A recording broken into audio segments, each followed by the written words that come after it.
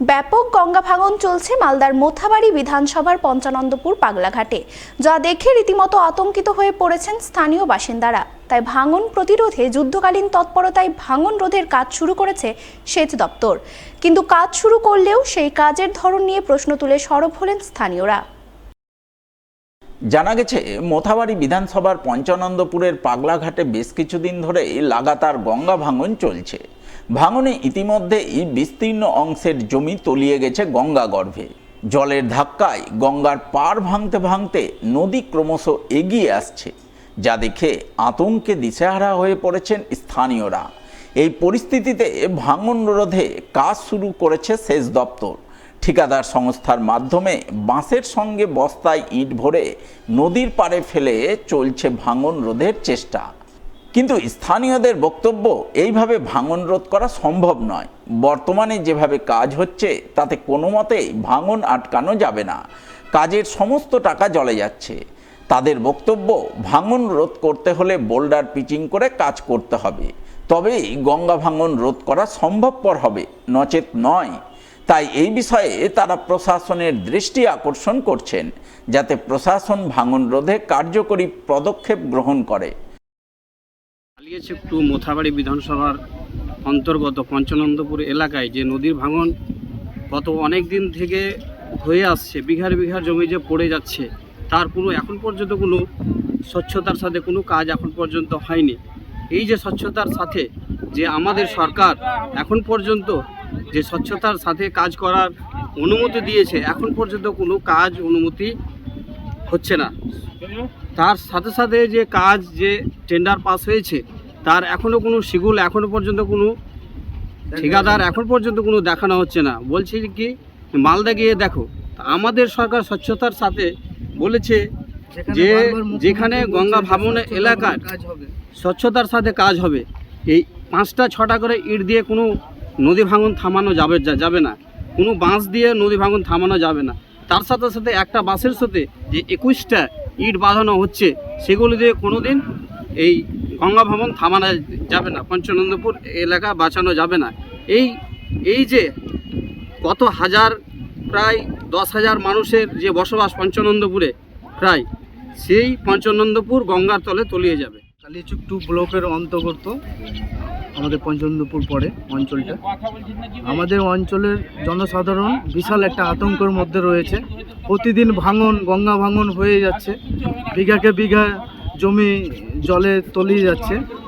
আমাদের কিছুদিন আগে বিডিও সাহেব এবং মন্ত্রী এসেছিল, তারা প্রতিশ্রুতি রেখেছিল যে পাথর দিয়ে কাজ হবে, কিন্তু পাথর দিয়ে হচ্ছে না। এখানে নিম্নমানের ওই ইট দিয়ে আর ওই বাঁশ দিয়ে জলের তলায় ফেলা হচ্ছে, এগুলো তো ভেসে চলে যাবে। আমরা অত্র এলাকার জনসাধারণ আমরা একটাই দাবি করছি যে পাথর দিয়ে যেন কাজ হোক, সরকার কাজ করুক, কিন্তু পাথর দিয়ে কাজ করুক। পাথর দিয়ে কাজ করলে আমরা অনেকটা সেফ থাকবো। এর আগে মন্ত্রী এসেছিল, এখানে বিডিও এসেছিল, ইরিগেশন অফিস এসেছিল, তাদের সামনে বলেছি যে বোল্ডার ছাড়া এখানে কাজ হবে না। তো এখন দেখছি যে শুধু বাঁশের কাজ হচ্ছে আর ইট দিয়ে। তো এগুলা কাজ তো থামবে না। আজকে দুদিনে তো জল উঠে হেঁটে বন্যা হয়ে যাবে। তো কাজটা কি জন্য করছে? এই তো লুটখানার অবস্থা চলছে এখানে। আপনাদের দাবিটা কি? আমাদের দাবি হচ্ছে পাথর দিয়ে কাজ হবে, পাথর হয়ে কাজ হবে, ইট বাদ দিয়ে পাথর দিয়ে কাজ হবে।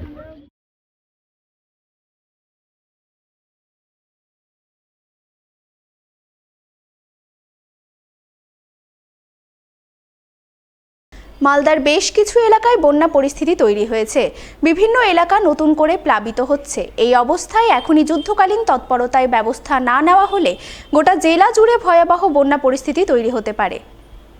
সোমবার এমনটাই আশঙ্কা প্রকাশ করে মালদা জেলা সেচ দপ্তরের আধিকারিকের নিকট প্রতিনিধিমূলক ডেপুটেশন দিলেন জেলা বামফ্রন্ট নেতৃত্ব।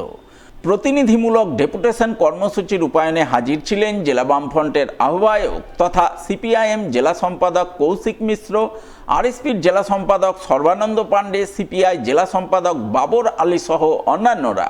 তারা এদিন মালদা শহরের মাধবনগরে অবস্থিত জেলা সেচ দপ্তরে গিয়ে সেচ দপ্তরের আধিকারিকের হাতে তাদের ডেপুটেশন তুলে দেন। আর ডেপুটেশন তুলে দেওয়ার মাধ্যমে বন্যা পরিস্থিতি মোকাবিলা এবং নদী ভাঙন সমস্যার সমাধানে দ্রুত কার্যকর পদক্ষেপ গ্রহণের দাবি জানান। আমাদের ইরিগেশন ডিপার্টমেন্টের চিফ ইঞ্জিনিয়ারের কাছে একটা প্রতিনিধিত্বমূলক ডেপুটেশনে এসেছি জেলা বামফ্রন্টের পক্ষ থেকে।